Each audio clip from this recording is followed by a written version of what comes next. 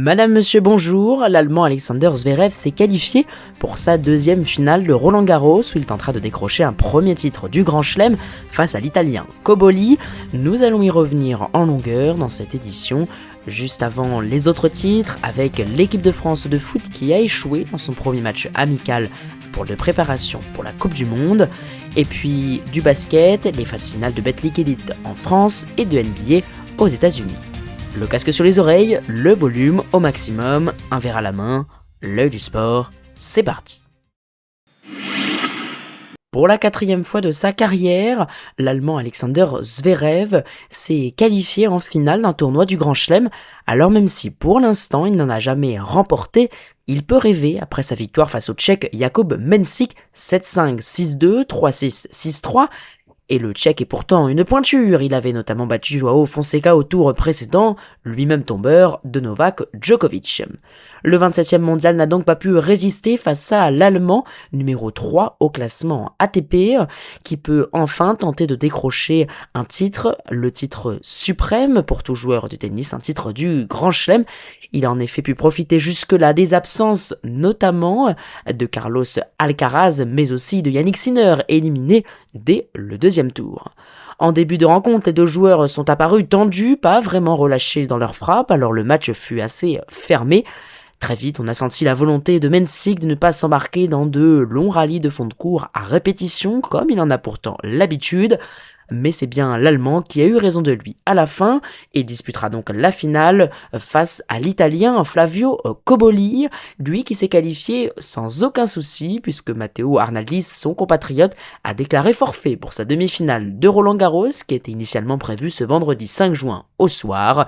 La finale sera à suivre sur les antennes de France Télévisions dans l'après-midi. Ce dimanche, nous y reviendrons en fin de journal. Du côté des Français, plus personne en compétition, chez les hommes, chez les femmes, mais attention, puisque Xenia Chateau s'est qualifiée ce vendredi pour sa première finale en Grand Chelem.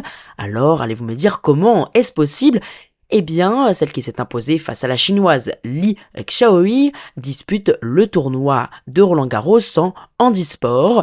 En effet, bien que ce tournoi soit très peu médiatisé, c'est tout de même une sacrée performance puisque la Française qui a seulement 20 ans va tenter de remporter son premier majeur ce samedi.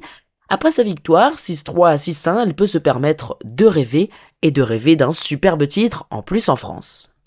Chez les femmes, lors des demi-finales, Andreeva s'est qualifiée 2-7-0 face à l'Ukrainienne Kostyuk. Et de son côté, la grande surprise du tournoi, Swiatek s'est qualifiée 2-7-0 également face à Schneider. Swiatek, c'est vraiment la surprise de ce Roland-Garros. Elle était en effet 114e mondiale à l'aube du tournoi. Elle va intégrer le top 30, cela est sûr, et peut-être même, pourquoi pas, rêver de décrocher un titre. Le football à présent, malgré l'ouverture du score de Ryan Cherki titularisé seulement pour la deuxième fois hier soir, l'équipe de France s'est inclinée sur le score de 2-1 lors de son premier match de préparation à la Coupe du Monde. C'était à la Beaujoire, à Nantes, face à la Côte d'Ivoire. Alors, la Côte d'Ivoire n'a pas démérité, une très bonne équipe qui a fait face aux Bleus. Les Bleus qui ont largement fait tourner, notamment à la mi-temps, 5 changements, puis encore 5 durant la seconde période. Alors, certains joueurs ont marqué des points, nous pensons notamment à Michael Olise, Ryan Cherki, Kylian Mbappé ou Dayot Upamecano. D'autres ont un peu plus manqué leur match, mais rien de définitif. Tout est encore possible pour les joueurs qui veulent se hisser dans le 11 qui débutera face au Sénégal le 16 juin prochain. Et malheureusement, l'équipe de France n'est plus la meilleure nation du monde suite à cette rencontre amicale. En effet, les Bleus ont perdu la première place au profit de l'Argentine, mais tout peut encore bouger. En rugby, encore ménagé en raison d'une gêne musculaire aux adducteurs, le demi-mêlée toulousain Antoine Dupont ne jouera pas le dernier match de la saison régulière face au Racing 92 ce samedi soir. Il devrait néanmoins revenir pour les phases finales, le Stade Toulousain qui a assuré déjà de terminer premier de cette phase régulière. En NBA, Victor Wembanyama devra encore attendre et batailler pour espérer un titre en NBA. En effet, les San Antonio Spurs ont trébuché face aux New York Knicks en ouverture de la finale. La première manche est donc perdue. Victor Wembanyama, lui, a toutefois été très maladroit dans le jeu. Il a notamment fait 6 sur 21 au tir, tout de même 26 points inscrits. Cela reste tout à fait correct, mais forcément, on peut se permettre d'attendre encore un peu plus de lui. Le cyclisme, avec la fin du Tour de Wallonie et Ben Oliver, la grande surprise de ces Modern Adventure, qui a parachevé son impeccable semaine en cueillant la victoire lors de la 5e étape, en plus du classement général final. Chez les femmes, lors du Giro féminin, la Française Célia Gerry a conquis son premier succès sur le Giro à l'issue de cette 7e étape. De son côté, la maillot rose Anna van der Breggen garde une avance confortable au classement général à la veille de l'étape Rennes. Une information prolongation puisque Nils Politt a prolongé l'aventure avec la formation de Tadej Pogacar UAE Team Emirates et ce jusqu'en 2029.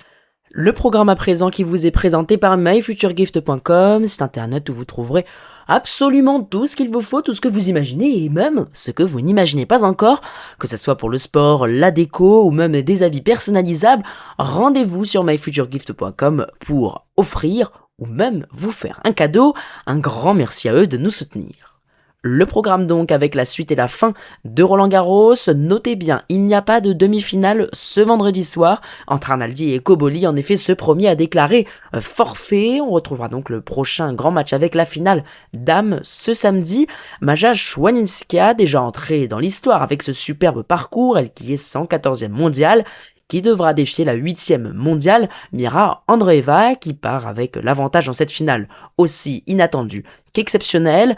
Alors forcément, tous les yeux seront braqués sur la Polonaise. Peut-elle encore réaliser une superbe performance? La tâche semble encore plus ardue, mais tout est possible. Alors rendez-vous à Roland-Garros sur le cours Philippe Chatrier ce samedi à 15h et devant vos écrans sur France Télévisions.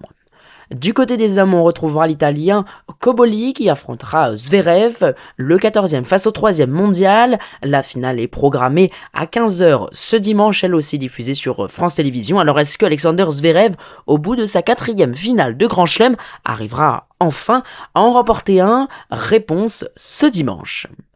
Du rugby également avec la dernière journée de saison régulière de Top 14, c'est la 26e journée. Aviron Bayonnais USAP, c'est à 21h05, grand multiplex en effet ce samedi. Vous retrouverez également Castres Olympique Toulon, Loup Montpellier, Racing 92 Stade Toulousain, Section Paloise, US Montauban, Stade Rochelet, Stade Français et UBB ASM Clermont. Tous ces matchs donc à la même heure, 21h05 ce samedi.